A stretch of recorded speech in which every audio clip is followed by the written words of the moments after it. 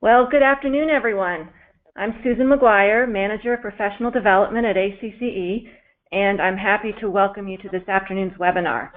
Today we're going to hear from Ehrlich, who's Director of Operations for Political Affairs and Federation Relations at the U.S. Chamber of Commerce, and also from two CEOs of chambers that have gone through the U.S. Chamber of Commerce Accreditation program.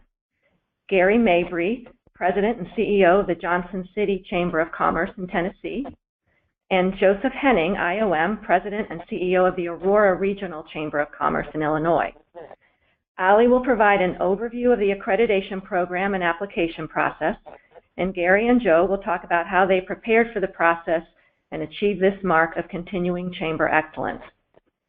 So before I turn the program over to our presenters, we do have a few housekeeping notes.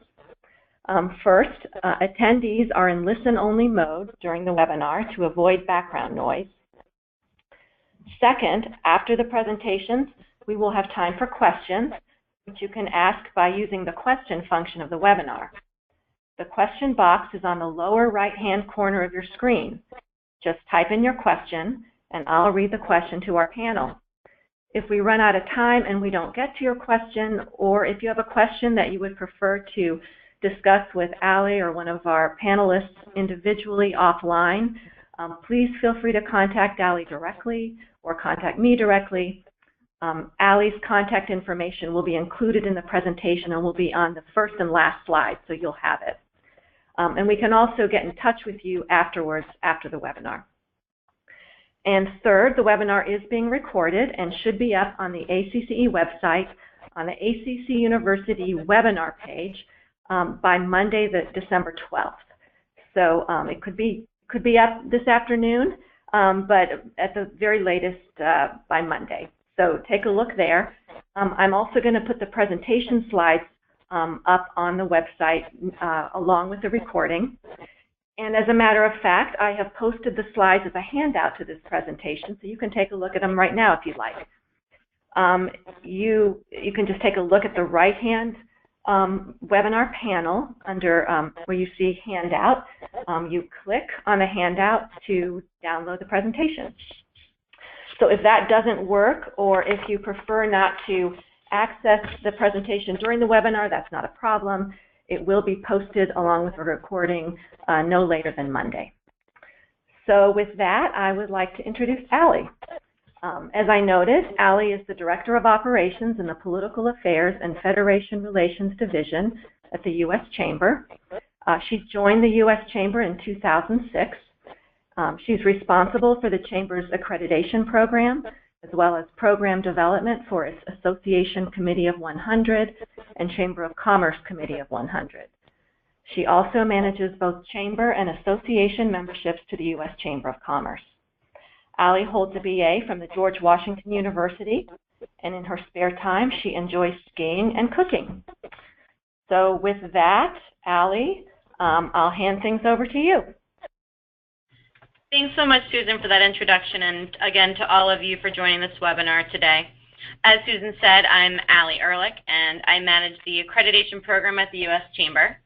Now, whether you've heard of accreditation only recently, or maybe you're the new executive at an accredited chamber, I'm hoping that this presentation gives you a better understanding for the U.S. Chamber's accreditation program, things like what is accreditation, a bit about the application process, the benefits of being accredited, and I also hope that it answers some of the questions you submitted during the registration process. I do see that one question came in about the facilities section, and I'll try to get to that in a little bit later, but thank you for submitting that and keep those coming in. And before I jump in, I'd like to again echo Susan that we've been kindly joined by two volunteers from currently accredited chambers. They're here to share their thoughts about why accreditation is a great tool, what it's like to go through the application process, and really just the payoff and the value of becoming accredited. They'll speak in a short while. Again, they're Gary Mabry of the Chamber of Commerce serving Johnson City, Tennessee, and Joe Henning of the Aurora Regional Chamber of Commerce in Aurora, Illinois. Myself, as well as others, will take questions at the end of the webinar. But again, if you think of something you want answered during the course of the webinar, enter that Q&A box, and I'll try to make sure that I hit that point during my remarks.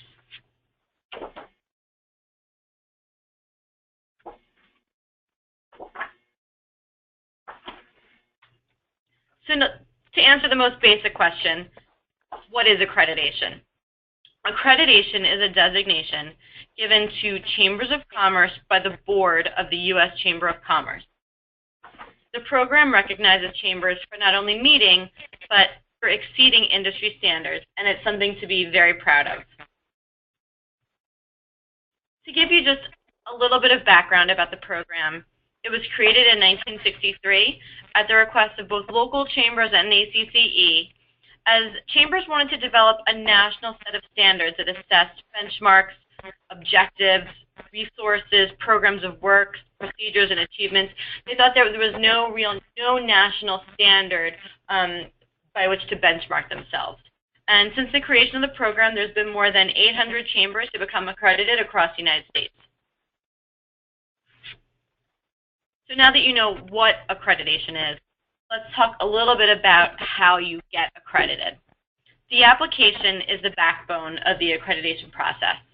There are 9 sections of the application, and they cover all aspects of a chamber's operations, and they're listed in the slide deck. Each section contains minimum requirements that need to be met for accreditation, and then an additional criteria section. And these questions are used to determine a chamber's STAR designation.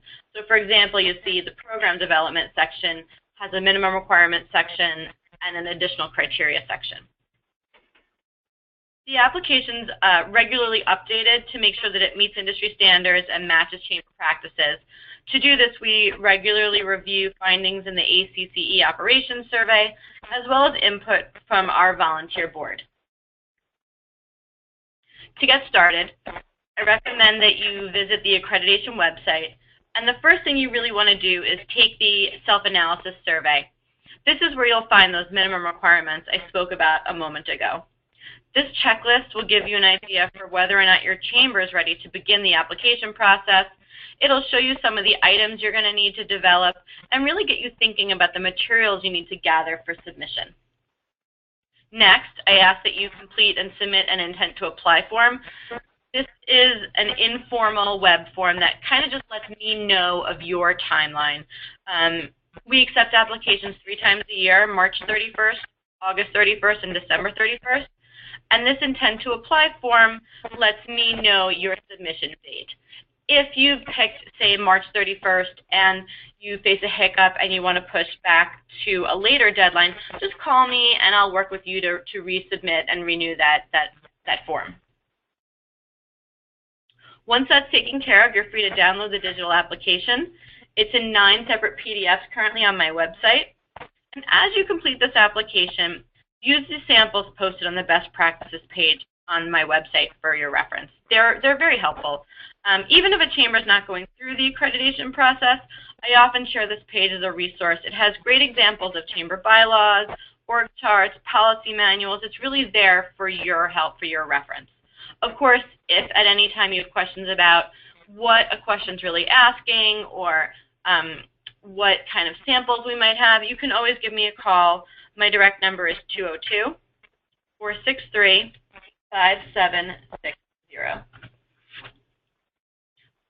Now, once you've answered all the questions and the essays and the drop-downs and all the boxes and saved those 9 completed sections, you either save them to a flash drive or a CD, and you send that plus the conclusion page in the mail.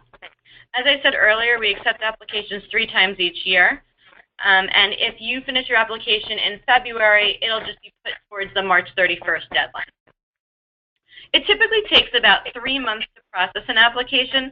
For example, chambers that submit at the end of March will hear in June about their accreditation status. For any chambers that are working on their December 31st submission right now, you'll hear in March about your renewal or your accreditation application. The application fees are $6.99 for U.S. Chamber members and $11.99 for non-members. I'd like to make a quick note right here for those of you who either attend Institute or have staff that attend. There's always an application fee voucher auctioned at each site. And in 2016, The average price for a voucher came to just about $400, so that's a great value for chambers who plan to apply in the coming year and have staff going to Institute. Also, if you have staff or you plan to attend Institute, ACCE, or WACE's annual meetings, I encourage you to keep an eye out for those vouchers as well. Back to the process. Once you submit and all minimums are determined to have been met, an experienced third-party consultant will assess the application based on the standards established by the accrediting board. The board is comprised of CEOs of accredited chambers from across the country and also board members of the U.S. Chamber of Commerce. The accrediting board will review your application and the recommendations of the consultant, and then it'll vote to approve a chamber's accreditation designation. If you're an applicant that's met all the minimum requirements, you'll be accredited. If your chamber's met all minimum requirements and then 70 to 79% of additional criteria, you'll be accredited with 3 stars. 80 to 89 additional criteria, you're accredited with 4 stars. And if you're a chamber that's met all the minimum requirements plus 90 to 100% of additional criteria, you'll be accredited with 5 stars. After the accrediting board meets, applicants are notified of their status. You'll receive a call and an email from me. There'll be a press release put up on the U.S. Chamber website, and you'll get a package which includes a congratulatory letter from Chamber President and CEO Tom Donahue, a plaque to hang in your chamber, sample marketing documents and logos for your website, your letterhead, and then what chambers find most useful is a list of recommendations outlining where your chamber can improve. A lot of chambers use this feedback as a roadmap for creating their strategic plans and goal setting at their chamber. If any participants today are chambers that are currently accredited and are beginning the reaccreditation process, I'm happy to send you this document if you can't locate it in your records. So, who's accredited today? Out of the approximately 7,000 chambers in the nation, there are 206 accredited chambers across the country. 199 of these local chambers, meaning city, regional, and county level, and 7 of them are state chambers.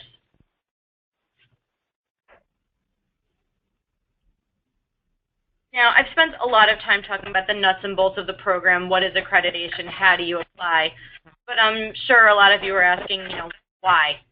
Why should I go through all of this? Well, I can tell you why I think it's a great idea, and then I'll let our volunteers give a little bit of their perspective. First, accreditation is a great tool. It provides a roadmap for building sound institutions, and it helps develop mechanisms to effectively advocate for businesses in your community. Accreditation also provides applicants with a really comprehensive top-to-bottom overview of your chamber's entire operations and programming, and you have to do it every 5 years. It makes you examine your policies, your documents, your procedures, the work of your volunteers, and your goals. And last but certainly not least, it brings credibility to your chamber. It lets your members and your community know that you're a chamber that not only meets but exceeds industry standards. It tells them that their chamber adheres to sound financial practices, it has effective programs, and it also lets members know that their investment in your organization is well spent. I can go on longer about why I think accreditation is a worthwhile endeavor, but I found that chambers often get the most value out of hearing from others who've recently gone through the process themselves. Kindly joining us today are 2 chamber leaders who've steered their organizations through the accreditation process and are sharing their thoughts about why it was beneficial to their chamber's operations and management and membership. Again, Gary Mabry is the President and CEO of the Johnson City, Tennessee Chamber, and Joe Henning is the President and CEO of the Aurora Regional Chamber in Illinois. Gary, would you like to begin? Sure, I would, and thank you for all who are on the webinar today. My very best wishes for the Christmas season and the upcoming new year. Our chamber was first accredited in 1979. Subsequently, when we went to the STAR designation, we started in 2004 as a 4-star, and 2009 as a 4-star, and then our most recent accreditation was 5-star. From any number of perspectives, in keeping with the Christmas spirit, I think accreditation is a gift that keeps on giving. once accredited, it's something you build on every 5 years. It is a way to affirm and recognize your chamber, distinguishes it from other local, area, or statewide chambers, sets an example for your members who are always striving to improve and achieve different levels of excellence. Volunteer recognition, the year that we're accredited, the chairman of that year sees that as his or her distinctive addition to what is usually a very great year in the chamber world. And then for you and your professional development as a chamber president, executive, it's something that as you move around, if you do, you leave that behind, and then wherever you go, you very easily would pick a chamber that's accredited and is already a 5-star to maintain, or a star, 3 or 4 to go to a better thing. It's been very good for us. We market it, we share with it, we tout it in any of our collateral publications. But I will assure you that when we did achieve 5-star finally, it was a red letter day for our members, and look forward to talk with you a little bit more during the webinar and let you hear from my buddy Joe. Thanks so much, Gary. Joe? Yeah, similar to Gary, I started here in Aurora in 2005. It was, in my case, it was more of reorganization and change management brought in for the survey that first survey that you take online gives you where you need to start, and so that really helps me identify what the problems were, what we needed to focus on from the organization to build it stronger. In 2007 we filed, we got 4 stars. 2012 we reapplied for reaccreditation, went up to the 5 stars. I'm working on it now. Allie's going to be receiving my packet sometime next year. And the process throughout every 5 years, it's not one of those that you just sit and wait and go back through, but you take those recommendations that you get from the board, you look at some of those best practices that we keep updating, and we all do through ACCE and through the U.S. Chamber, and it just keeps building your organization, making it stronger, making you stronger as a leader. I think, one of the great benefits of the accreditation process is we all have to admit that there is no unifying brand to being a Chamber of Commerce, and as long as it's a business association, if they want to use that name, they can use it. What sets us apart within our community, even though there's other chambers of commerce around our region, we're the only one that's accredited in the primary area that we serve, and so that gives us that advantage in working with both our community leadership as well as the businesses that we're working with as members, and so that gives us that advantage. Thanks so much. One of the questions that came in was, how have you used accreditation as a marketing tool? Well, I'll hitchhike on that initially. We, as I shared earlier, in our collateral advertising on our website and in other places, we use it as a marketing tool. Believe it or not, when we do entertain prospective industries or businesses, even in casual conversation, to let them know how we view developing our organization and how we hope to work with them in developing and having them locate or expand their industry here. It is noteworthy. It's a good housekeeping seal of approval that you want after your name or somewhere on your letterhead or somewhere on your website. So it's a distinctive piece. I like what Joe said. In the neighboring chambers within 15 or 20 or 50 or 100 miles, there are very few that are accredited, and particularly 5-star. So it's a distinction. Thanks so much, yeah, Gary. I agree with Gary. It definitely helps from an economic development standpoint as well that we're showing that we're working strongly with that business community, and it's a partnership for this accreditation. But I think too, maybe as a quieter way of marketing it, it allows us to do more in the policy arena and the community support, community improvement arena, and just being out there as a leader in the community.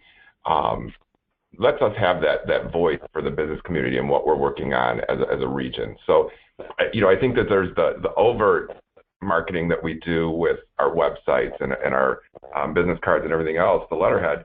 But I think that it also gives us that visibility to be more involved with what we want to affect in our communities.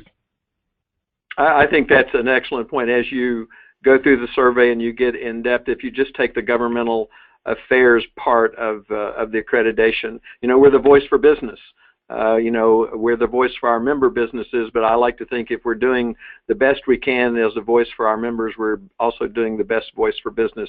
It reminds us of the areas where we need to improve. So if we need to be more involved at the local or state or federal level, we're reminded of that when we look at the accreditation, that particular component. If we need to lobby more effectively, or if we need to, shall we say, endorse or participate in PACs or the like.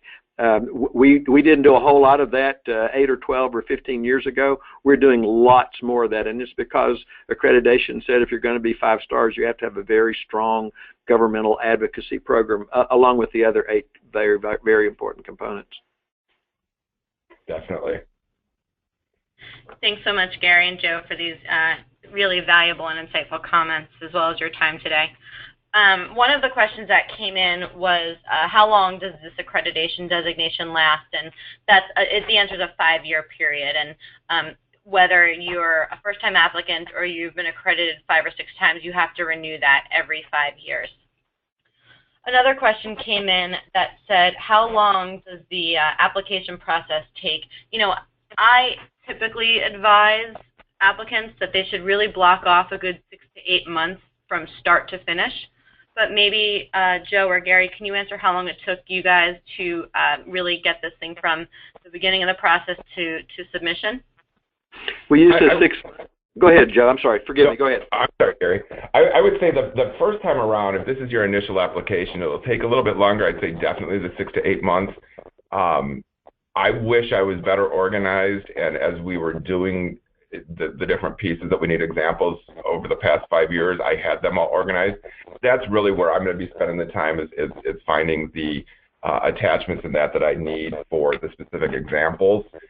But we keep the application working out throughout that 5 years, and so every time we go through the planning process for the short term for that business year, and every time we look at the strategic plan, we're pulling that out to see where we're at, what the recommendations were, what we might need to really focus on for this year. If it's going to be an election year, what are we going to do for that to put into the government affairs packet? So it's ongoing, definitely. I think if you're very good at organizing what your examples are and everything, you can pull them out a lot easier than I'm gonna. I'm just not a really organized person when it comes to that. But it's one of those things that I think you can do it. It'll be shorter than 6 to 8 months if it's your second or third time around.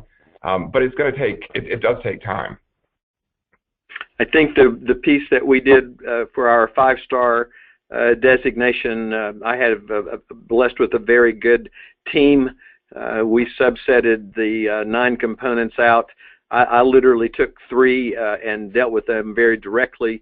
The rest of our management structure took the other 6, and then we involved our volunteers. I think the time can be added in direct proportion to how you reach out to your volunteers. Do you form an accreditation committee? Do you hand each section off to the appropriate council? If you have an intergovernmental relations council, do you handle the governmental affairs to that council? Do you let your treasurer and your accountant or do you have your general counsel? We had a lot of input from our board. We had a lot of input from the sheer expertise that our members bring when they sit around our table. It is absolutely worth it. It's time well spent. You just add that to your business day, and the best thing you do is when you hit the send button and you know that it's all been transported to ALLY electronically. I will just share with you, in the 70s and 80s, we boxed it up. We used 3-ring binders. I think the last time we did that before, we sent 3 duct-taped boxes to Washington for them to review. So it's much simpler, much more electronic, much more refined, and the results, you just feel better about it. Allie, I just want to say I do love the fact that we can do it electronically now. It's not as much fun to send all that to you. It doesn't look like I've done anything when it's just an electronic file, but it does make it a lot easier. And Gary, I have to agree. The more, as a recommendation to anybody on the call looking at the process, the more people you involve in it, the more the celebration is going to be there, and the easier the workload is going to be for you. If I were the one to sit here in my office and do the entire process and then come back and say, okay, we were reaccredited at whatever level, my team and my volunteers would look at me and go, yeah, that's great, so what? But when you've got the team working on it and you've got your volunteers working on areas that are of great interest to them, when you get that news back and you share it with them, they celebrate it with you because they know the work that went into it. They know what you've done to get that level. And it just makes it that much more of a celebration. And I think that goes back to the marketing piece, where the more people that know what the process was, the more they're able to talk about it for you. I do want to share with all of you that the U.S. Chamber and the Chamber Federation are very serious about how we improve ourselves. The Accreditation Commission, which is appointed by the chair of the U.S. Chamber Board of Directors each year, meets throughout the year. We review this great work that all of you and all of the chambers put before us. We are constantly tweaking it to ensure that it is time well spent, that the questions that arise when you work with Allie, which is absolutely a delight, and she brings those to the commission. We address them, whether it's anything regarding audits or the relative basic requirements. But the U.S. Chamber takes this very seriously. Obviously, they'd like to have 7,000 accredited chambers, but as the saying goes, we're looking to work with those who really want to improve and enhance themselves. Gary, that's great, and I kind of peeked ahead to the next slide because to echo what you said, both of you, accreditation really is an achievement to be proud of. I've heard it being called the best team building exercise there is. When I deliver the news about accreditation, I have entire conference rooms that go up in cheers.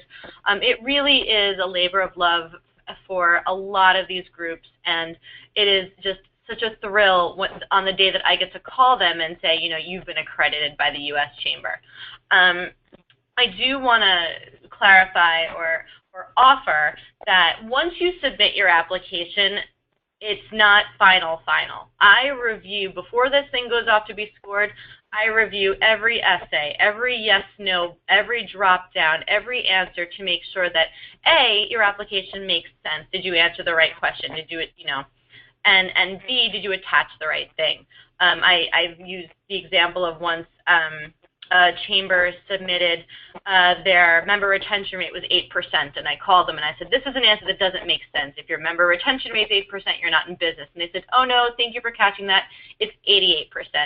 So those are the kind of things that I will work with applicants on after they submit, just to make sure this thing is final and is as strong as possible and the answers make sense before they go to the accrediting board. With respect to the question about the historic building, why don't we talk offline a little bit? But it's, the minimum requirements are that your building must meet, OSHA regulations, and it needs to have adequate safety features. And if it doesn't have adequate safety features, you have to kind of supply a reason as to why this feature is not provided. So when it comes to some ramps or some other access issues, we could talk about that offline, and you can provide documentation of the building's historic nature. Another key element, I think, when you look at accreditation and you see an area where you're not as strong as you'd like to be, it's something you then take to your board, and your board knows this, and it gets them involved in either committing resources or allowing you the flexibility to do some things, within the confines of your day-to-day capacity as the president, CEO. It's just another way to enhance dialogues. We had a good thing this last time for our 5-star. We started one year and finished in another. So I had two chairs, a chair and chair-elect, who were able to say, hey, we were accredited during my year. And we know the volunteer spirit. They all want to be distinctive. They all want that something. They want the good thing that's unique as opposed to those things we know intuitively. In the course of a business year, there are some things that are also distinctive and unique, but may not be as hallowed, if you will, as accreditation. Answering another question about renewal of accreditations. A renewal is the same process as a first accreditation. You're submitting the same application, and you're also submitting the same application fee. People sometimes ask, should I take my old application and just update the answers? And I find that the best answer is not really, because sometimes you will forget to update an answer, and that won't really demonstrate any progress. I think it's, as Joe said, have that application handy, have those recommendations handy, but start from a new document. This is the best way to avoid typographical errors and forgetting to update particular essays and answers. I agree. It's not a boilerplate process. In fact, I think Joe said it very effectively, as did Allie.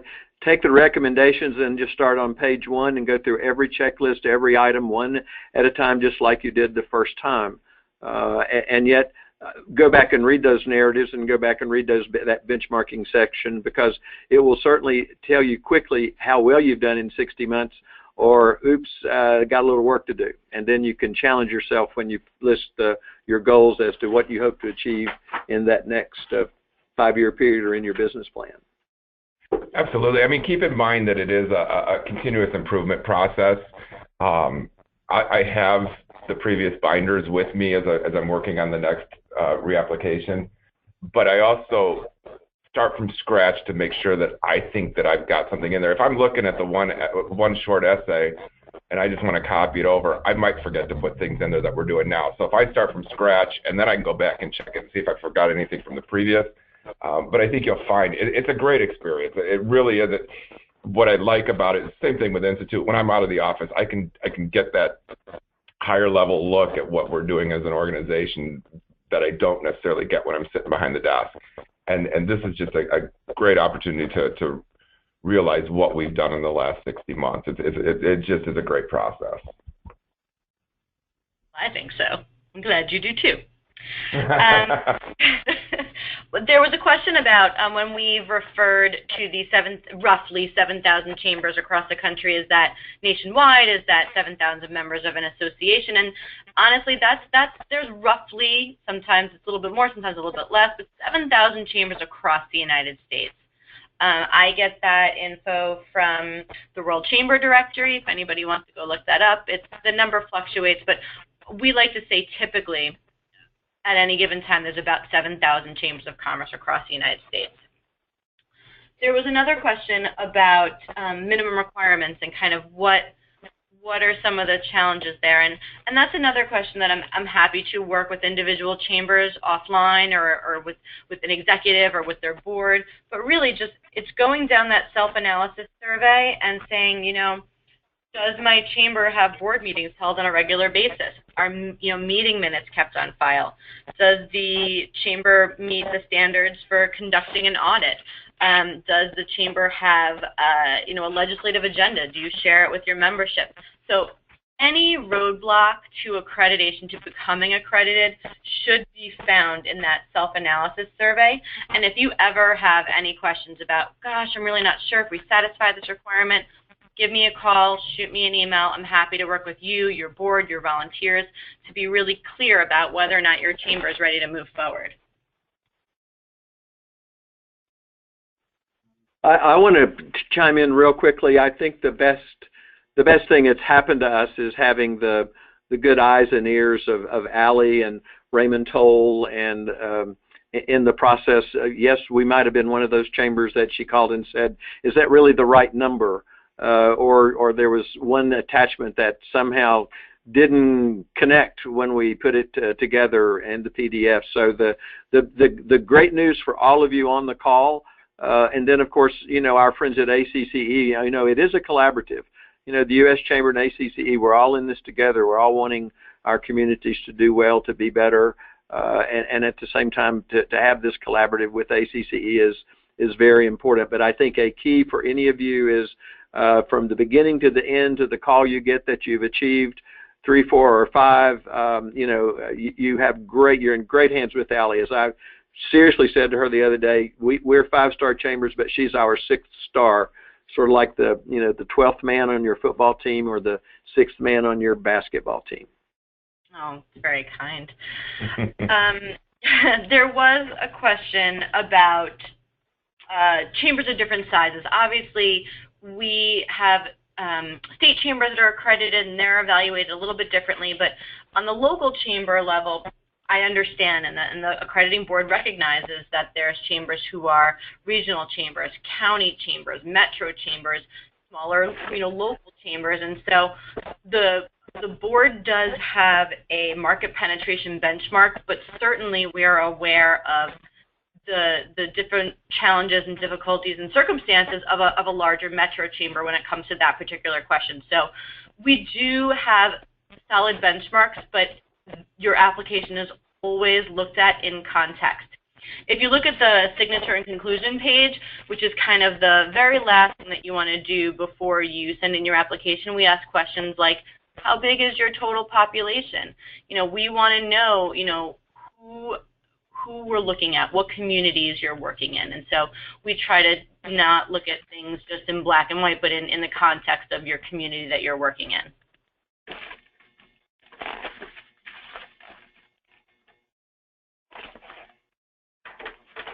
For chamber execs that are new to the chamber industry, I say this webinar is a great place to start.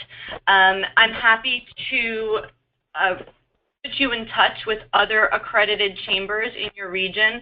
I'm very, very fortunate that I have wonderful volunteers, and not just the 2 gentlemen on this call, but around the country. And so if there is a chamber executive who's saying, gosh, I'd really like to talk to someone in my state who's gone through it, I'm happy to put you in touch with them or kind of talk a little bit about what my impressions have been for first-time applicants. Allie, I'm sorry, and I would be remiss, and Karen would send me an email if I didn't say Institute is also a great opportunity to pick up contacts and best practices. That's actually where I heard about the accreditation process, was at Institute and one of my peers. So it's a great professional development opportunity, but it gives you so much more that you can give back to your organization and towards the accreditation process. Well, I think I'll add to the hitchhike. I think if you're a chamber professional, if this is something that is a career thing for you, which I encourage it, pursue CCE or any of the, if you happen to have come from an association, CAE, those distinctives also are asked for and mentioned in the accreditation process. But then again, if you want to be in this industry, if there's 7,000 chambers of commerce, I think the percentage of chamber professionals who are CCE, it's not everyone, so it's another distinctive for you. So IOM, CCE, or any of those acronyms after your title and name and chamber just further distinguishes you in the business. I couldn't agree more. I think I've tried to answer most of the questions that came in, and if I missed yours, I apologize, and I'll try to reconnect with you offline. Again, thank you very much to Gary and to Joe and to all of you for joining me today. I hope you're able to tell that accreditation is a fantastic tool, a great process, a great achievement. Going back to just something that we touched upon earlier, we have staff in our regional offices, and they're happy to attend your annual dinners, your committee meetings, your events, and they'll deliver remarks about this designation. They'll present chambers with their accreditation certificates. It's a big lift for you, and we want to make sure that work is recognized. Allie, as we conclude, I just want to add one more piece, and at the bottom of your slides is the website address for the accreditation process, and there is that self-assessment on there. There's the PDFs to download for the actual application process once you get to that level. But there's also a great library in there with the best practices, and I highly recommend, even if you're just starting off with the process, to go in there and kind of look at it. It's going to give you things that you didn't even know you were missing, and it's just a great opportunity there to lighten that load. And it's two-way. If there's any chambers that think that they have a great product, send it to me, and I'm happy to put it on my best practice page. So again, thank you everyone for joining this webinar. I hope it's been informative. I look forward to working with you to discover, the benefits of U.S. Chamber accreditation and to kind of begin this journey. And again, have a great day and thanks so much. Thank you all. Okay. Thank you. I'll just chime in. This is Susan again. Thank you for participating, everyone. Thank you so much to our panel, Allie, Gary, and Joe. This was terrific information for our members, and we really appreciate you presenting in our ACC webinar series. Remember, everyone, that this will be recorded and posted on our ACC webinar page. Allie's presentation will be there too, and please feel free to contact Allie or me or anyone else at ACCE if you have questions and would like us to follow up. And just one final note, our next final webinar of our ACC University series in 2016 is next Thursday, a week from today, and we will be talking about development planning for chambers with Amy Cortina of the Los Angeles Area Chamber of Commerce. So that'll also be Thursday, December 15th at 2 p.m., and so we hope you'll join us then. So thanks, everyone, and have a wonderful afternoon. Thank you all. Susan.